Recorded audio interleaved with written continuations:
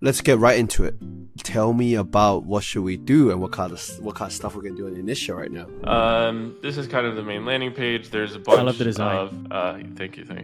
Candidly. I'm acting like I designed it. There's a bunch of applications to kind of get started on, but if you're navigating this ecosystem for the first time, you would kind of just go to the app.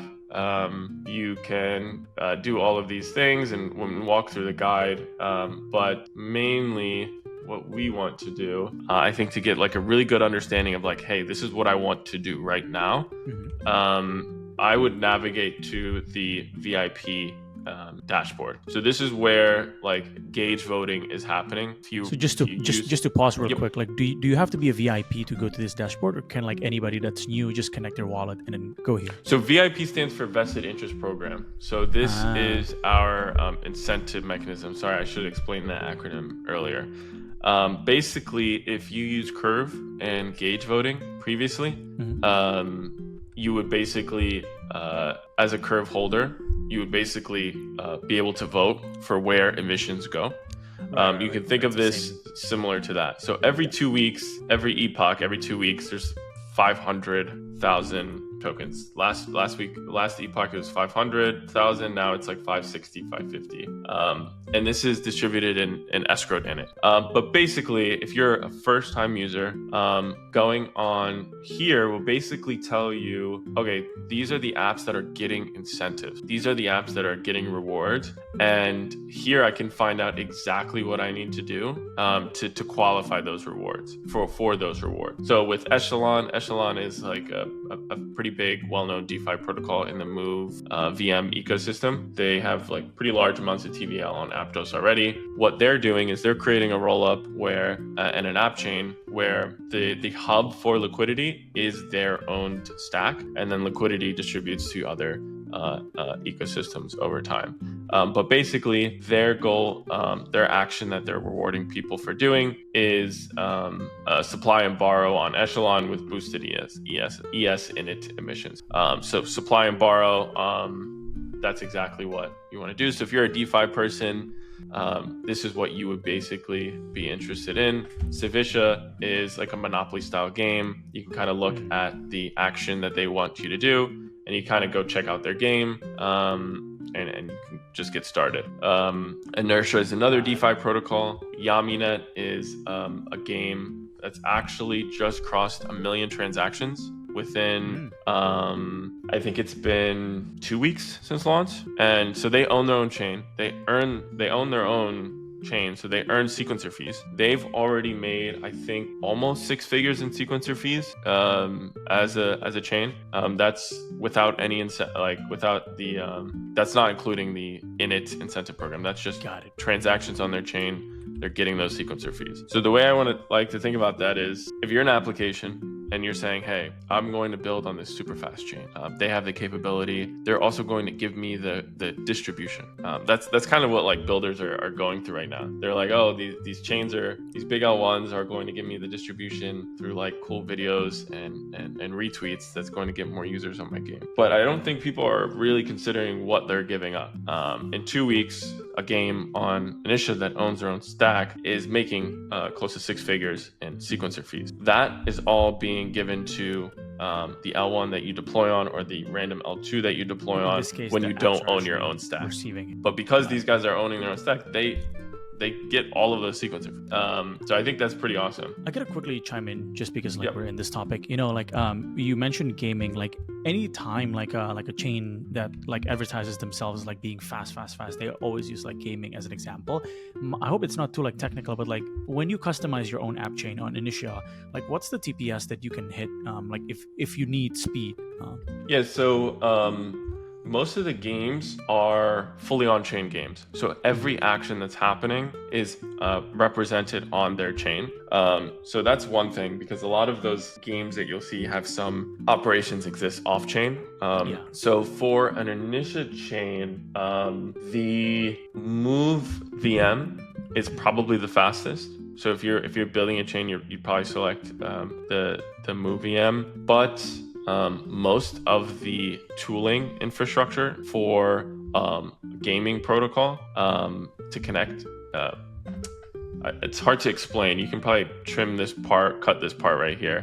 But basically, you're basically connecting the game to a chain. And so there has to be some SDK in the middle that reads what's happening in the game and posts it to the chain. And there have been SDKs built by different organizations like Lattice with an SDK called Mud Dev, which basically allows the EVM in Solidity to speak with a game.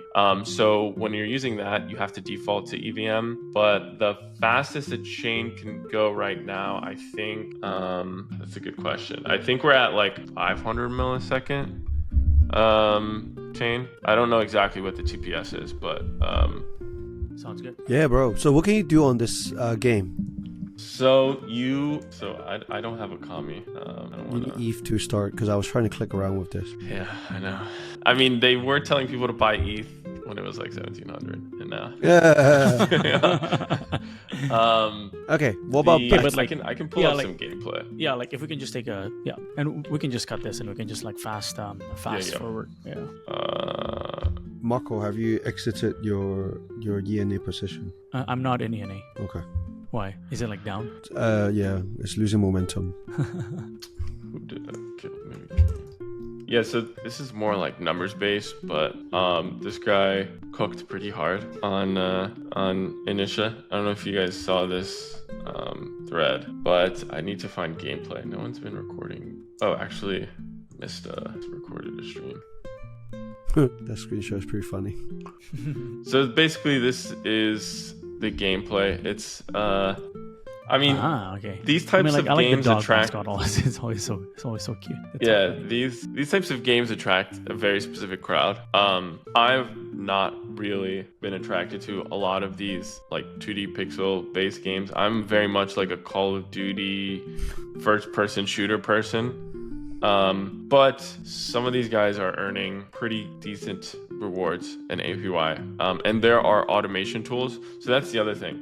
These guys have their own chain, and so they also support the applications building on their chain. So there's an automation tool that basically allows you to called Whispers Guild. This basically creates automations for your Kamagachi character. Okay. I guess And these so you Kamagachi, can basically, yeah. do you just kind of like add stuff to them and then you send them to battle or something and then they come back with some. Yeah, so you're taking quotation. care of these characters. Yeah, you battle with other characters, and then you kind of like earn in like an idle way. The battle, is it actually battle, like in some sense like a card game ish, or is it more like a automatic luck based? I think it is more of an automatic thing. Okay, understood. Sounds good. So good. you Okay. can level up the character. You can.